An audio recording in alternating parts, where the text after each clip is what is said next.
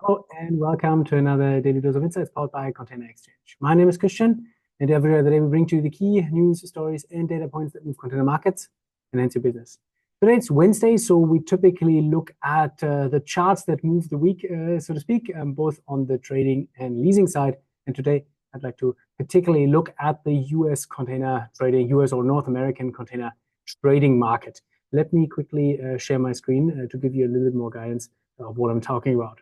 So the US, of course, has been in significant focus, not just about because of the impending election coming up in November, which has traders, if not the entire nation, on the edge of their seats. Pretty much everybody in the market right now expects container prices to increase, market conditions to improve, especially for container traders in case of a Trump win. That's most likely because of a restriction of supply, because of import tariffs and a increase in demand because of supportive policies, domestic policies that will increase spending, be it tax cuts, be it other sort of national investment into infrastructure. So that is likely to increase this demand of containers. So that would be good news for container traders. On the other hand, a win by Harris doesn't spell doom for the container trading market. We believe that the impact on supply and demand of containers will be relatively muted in case of a Harris win, which means that we will expect, or we do expect, at least on the trading side, relatively stable market conditions, stable growth there. Now, we just put up an advisory or an analysis yesterday. I'm going to share the link to that also in the comments if you want to read more.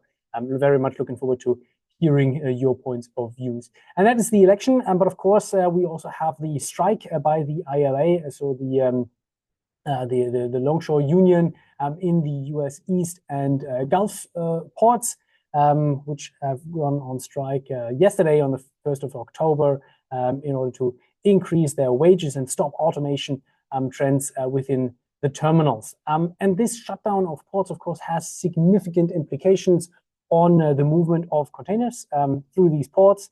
We've already seen shippers pull forward orders, which has driven the demand side on the ocean freight over the past couple of months. And we've seen an increase in volumes through the US West Coast ports. Of course, this also has an impact on container prices because sort of the supply is a little bit constrained. Demand stays the same, which means that prices will have to go up. And this is what you see here, not just everything driven by the strike, but at least sort of this is a supporting factor here as well.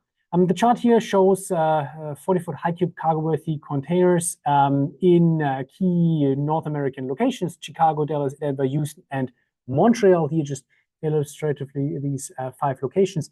And you can see here, well, Denver is really sort of decoupling from the rest of the group, but the other locations also show specifically since the middle of the year, so since roughly July, a healthy structural sort of upward trend in their container prices. And that means, of course, good news for container traders because increasing prices are healthy for the market. Now, that is us. That is from me for this week. Just wanted to give you a bit of an insight into the market here and the underlying factors. Of course, it will remain very interesting what's going to happen with the strike. How will the ocean freight market overall develop? How will the US election turn out? How will the Fed continue to decrease interest rates? All of that, of course, plays a role here and will impact container trading prices going forward. We'd love to hear your views and comments also. Please do drop a comment under this video. And very much looking forward to the discussion. Thanks a lot for tuning in. Have a fantastic rest of the week and talk to you on Friday. Take care.